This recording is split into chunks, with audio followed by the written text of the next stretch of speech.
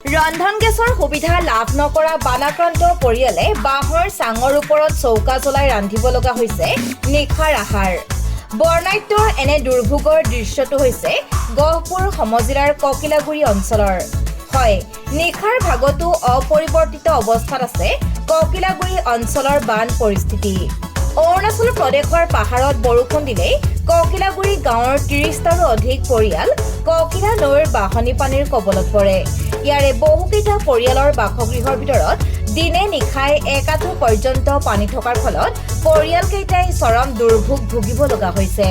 ককিলাগুৰি গাঁৱৰ নামঘৰৰ সমীপতে থকা নিৰঞ্জন বৰা নামৰ লোকজনৰ বাসগৃহৰ ভিতৰত নিশাৰ ভাগতো একাঠু পৰ্যন্ত পানী থকাত বাঁহৰ চাঙৰ ওপৰত চৌকা জ্বলাই তৈয়াৰ কৰিব লগা হৈছে নিশাৰ আহাৰ। বানৰ পানীৰ মাজতে নিজৰ ৰোগাক্ৰান্ত কন্যাক দিনে নিশাই বিচনাতে ৰাখিব লগা হৈছে দুৰ্ভগীয়া পৰিয়ালটোৱে। নিশা বৰষুণ দিলে বিচনা ডুবাৰ আশংকাও তীব্ৰতৰ হৈ পৰিছে নিৰঞ্জন বৰাৰ পৰিয়ালৰ বাবে। চৰকাৰ প্ৰশাসনৰ গুৰুত্বহীনতাৰ বাবে ককিলাগুৰি অঞ্চলত নিৰঞ্জন বৰাৰ দৰে বহু পৰিয়ালে এনেদৰে দুৰ্বিষহভাৱে দিন ৰাতি পাৰ কৰিব লগা হৈছে। এই সন্দৰ্ভত চাওক আমাৰ এক বিশেষ প্ৰতিবেদন। গহপুৰ সমজিলাৰ পূব প্ৰান্তৰ ককিলাগুৰি অঞ্চলত বৰষুণ দিলেই যে বানপানী হয় সেয়া আমি বিগত ৩ দিন ধৰি দেখুৱাই আছো। আজি পুৱাৰ ভাগতো আমি দেখুৱাইছিলো যে কেনেদৰে ইয়াত বহু পৰিয়ালে বানত প্লাবিত হৈ দুৰ্বিষহ জীৱন যাপন কৰিবলগীয়া হৈছে। আৰু মই বৰ্তমান নিশাৰ ভাগতো ককিলাগুৰি অঞ্চলত উপস্থিত হৈছো আৰু ইয়াৰ বহুকেইটা পৰিয়ালৰ বাসগৃহৰ ভিতৰত এতিয়াও একাঠু পৰ্যন্ত পানী। আৰু আমি তাৰে এটা পৰিয়ালৰ বাসগৃহলৈ আহিছো। আমি এই বাসগৃহত দেখুৱাব বিচাৰিম যে এই পৰিয়ালটোৱে বানাক্ৰান্ত পৰিয়ালটোৱে কিদৰে তেওঁলোকে নিশা যাপন কৰিবলগীয়া হয়। মই সামগ্ৰিক পৰিস্থিতি দেখুৱাবলৈ চেষ্টা কৰিম। এয়া হ'ল ককিলাগুৰি অঞ্চলৰ বান পৰিস্থিতি নিশাৰ ভাগত।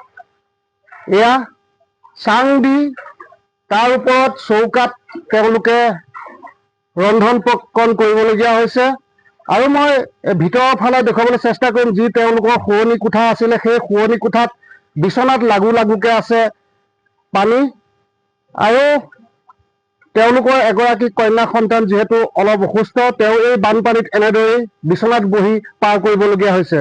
আৰু এইদৰে তেওঁলোকে ইয়াতে চাঙৰ ওপৰত ভাত বনাই তেওঁলোকে ৰাতিটো যাপন কৰিবলগীয়া হয়। আৰু যদি নিশা বৰষুণ দিয়ে বান পৰিস্থিতি ইয়াতকৈ আৰু কিমান ভয়াৱহ হ'ব সেয়া হয়তো তেওঁলোকে আশংকাই প্ৰকাশ কৰিব নোৱাৰে। কাৰণ তেওঁলোকৰ উপায়ো নাই যে ওখ স্থান বিচাৰি পেলাই তেওঁলোকে ক'ৰবাত আশ্ৰয় গ্ৰহণ কৰিব। আৰু যিহেতু বৰষুণ দিলে অৰুণাচল প্ৰদেশৰ পাহাৰত বৰষুণ দিলে এই বান পৰিৱেশ হয়। আৰু এই সমস্যা যিহেতু স্থায়ী সমাধান কৰাৰ ক্ষেত্ৰত চৰকাৰে কোনো ধৰণৰ ব্যৱস্থা গ্ৰহণ কৰা নাই, যাৰ ফলশ্ৰুতিত ইয়াত বহুকেইটা পৰিয়ালে এইদৰে দিনে নিশাই পানীৰ মাজত দুৰ্বিষহ জীৱন যাপন কৰিবলগীয়া হৈছে। মোৰ লগত আছে এই ঘৰখনৰ যি গৰাকী আছে, মই তেখেতৰ পৰা জানিবলৈ চেষ্টা কৰিম। যিহেতু আপোনালোকৰ বৰষুণ দিলেই এই বান পৰিস্থিতিৰ সৃষ্টি হয় আৰু নিশাৰ ভাগত আপোনালোকে এনেদৰে থাকিবলগীয়া হয়, কি ক'ব এই বিষয়ে? তাকে এতিয়া আমাৰ ধৰক বহুত প্ৰব্লেম হৈছে। আৰু প্ৰব্লেম বৰষুণ যদি এজাকে দিয়ে আমাৰ গোটেই মানে এনেকে ভেটি আৰু বুঢ়িয়ে প্ৰতিবাৰতে বৰষুণ দিলে। কিন্তু আমি ধৰক আমি চৰকাৰক ক'বলৈ যোৱা নাই ইমান পানী হৈছে কিবা হৈছে। আৰু লগতে আমাৰ ঘৰত এজনী অসুখীয়া ছোৱালী, আমি ক'ৰবালৈ লৈ যাওঁ বুলি ক'লেও আমি মানে ফটকে লৈ যাব নোৱাৰো। বাট পথৰো অসুবিধা বা এতিয়া ৰাস্তাটো পানী, এতিয়া কেনেকে আমি ফটকে লৈ যাম। আৰু ক'ৰবাত ওখ ঠাই বিচাৰিবলৈও আমি ফটকে যাব নোৱাৰো এই তাইৰ কাৰণে। তেনেকুৱা আমাৰ অসুবিধা।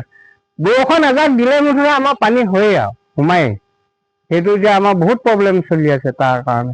এনেকুৱা বান পৰিৱেশৰ মাজতো আপোনালোকে চৰকাৰী ফালৰ পৰা কিবা চাউল এমুঠিমান পাবলৈ সক্ষম হৈছে নেকি? সেইটো আমি বিচৰাও নাই বা দিয়াও নাই চৰকাৰে। যদি চৰকাৰে এইটো পৰিৱেশ পালেহেঁতেন তেতিয়া হেৰি কৰি চকু মেলি চালেহেঁতেন যে এই পৰিৱেশটো চৰকাৰে পোৱা নাই, সেইকাৰণে চকু মেলি চোৱা নাই চৰকাৰে। হয়, ক'ব লাগিব যে এই পৰিৱেশটো ভুক্তভোগীসকলেহে বুজি পাব যে বানত আক্ৰান্ত হৈ দিনে নিশাই এনেদৰে পানীৰ মাজত থাকিব লগা হ'লে কেনেকুৱা এক দুৰ্বিষহ জীৱন হয় সেয়া সকলোৱে জানিব। এয়া বিশুদ্ধ খোৱা পানী এইদৰে ৰাখিবলগীয়া হৈছে।